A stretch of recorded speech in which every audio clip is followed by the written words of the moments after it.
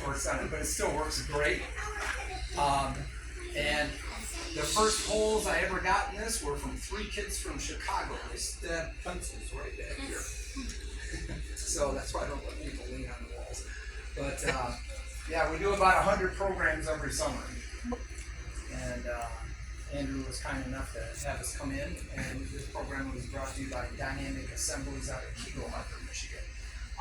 My program is to start off with astronomy, and I contract those programs with Don from Dynamic. So what I'd like everybody to do is face that way. You're going to see some words up there. We're going to take a little journey through the solar system first. Here we go. Pay attention.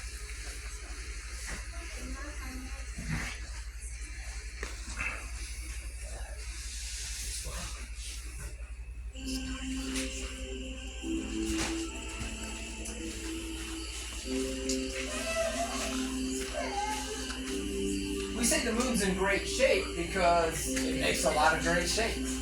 Sometimes the moon looks like that. You say crescent? Yeah, that's a crescent. Now, some people call that a half moon, but you know what? The other side's lit up too. So really, everybody say a half moon's a quarter moon. Yeah, you only see 1/4 of it lit up. And for you young kids, what color is the Earth? And what shape is it? Is it a circle or a sphere? A sphere.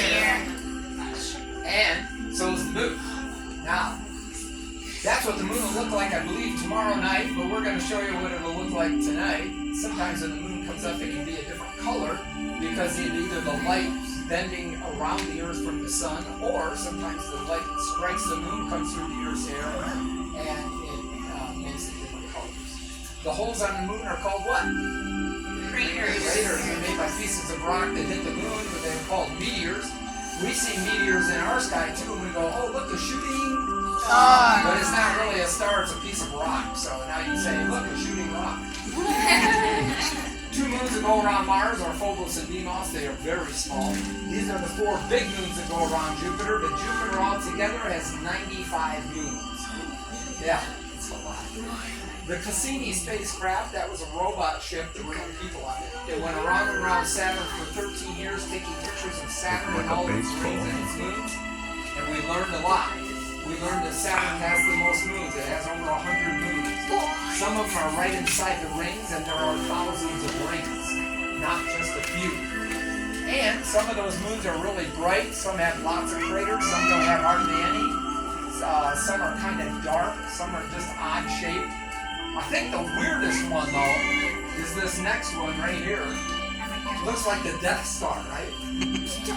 In fact, it's about the same size as the Death Star. It's called Mimas, and it's right near the rings of Saturn. This is the planet Uranus. It's tipped over on its side. Nobody really knows why. There's lots of ideas and theories about it, but nobody was there, so nobody knows why it is. And all 27 moons go around it like the spokes on a bicycle wheel. The planet Uranus, as far as we know, has 14 moons. The biggest one being Triton. And then there's the dwarf planet Pluto. Everybody say dwarf planet. Dwarf planet. Now, Pluto itself is a little smaller than our moon, but it's got 5 of its own moons, which I think is really cool because that'd be neat if our moon had moons, right? But we only have 1 moon. I always thought it'd be cool if we had more, but that's okay. A lot of people don't realize it, but there's over 200 moons that go around the planets and go around the sun. And there's a big interest in these moons because we would like to travel to these moons. There's a lot of places for us to explore.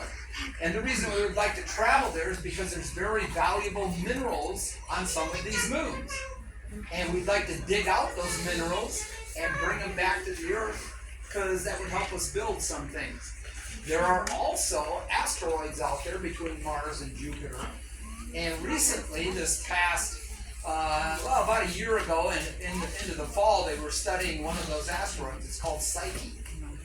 And guess what they found on it? Gold and silver. Yeah, they studied it for quite a while to realize it had gold and silver on it. Guess how much they determined it was worth? $10,000 quadrillion. That's more money than all the money on planet Earth. Now, if we could figure out a way to get a spacecraft there with all of the machinery that would be needed to dig out that gold and silver and bring it back to the Earth, well, that would help a lot of people, right? Yeah. The problem is those moons are very far away, so are the asteroids, and it would be really hard to land a rocket on some of them. So we have to figure out how to do that. Here's the great part. Some of you young people in here might figure that out someday. That'd be kind of exciting. You could be a big help. And those moons are very strange, some of them. So you could have an experience of maybe exploring those moons. Because they are trying to figure out ways to get faster rockets and also different spacesuits and things for people to use. Now you might think you just have to be an astronaut to go into space. Well, that's not true. They'll teach you how to do some of that stuff. But what they really need are people who know all about rocks, all about how to grow plants in space. They need medical people who know about medicine to help out people who are working in space. They need all kinds of people in the space industry. So maybe you haven't thought about working in space, but who knows? Maybe that could be you, right? And there's a big goal of trying to get people to Mars. So, told you that to tell you this. You can turn now and take a look up here. We'll pretend this is the sun. It's not, but we'll pretend it is, okay? And here's a question. What is the sun? A star, right? We don't think of it as a star though, do we? No. No, because we look up in the sky and we go, look, it's the sun. We don't say, look, it's the star. Well, I do, but I'm weird, so that didn't matter. But it is a star. Everybody say the sun is a star. The sun is a star. Everybody say the sun is not the biggest star. The sun is not the biggest star. Everybody say the sun is not the smallest star. The sun is the smallest star. Everybody say the sun is the closest star. The sun is the closest star. Now the biggest stars that we know of so far are UI Scuti and Stevenson 121, and there's another one out there too that's really big. But those stars are so big that if you put them where the sun is, they would be bigger than the orbit of the Earth, of Mars, Jupiter, and Saturn. So I'm glad our sun is not that big. Yeah. But everybody say the sun is 93 million miles from Earth. From Earth. Okay, is that far? Yes. Yeah. Far away. Yeah. But not in space. Space is very big. 93 million miles is nothing. But to you and I, it's a long ways. The next closest star to our sun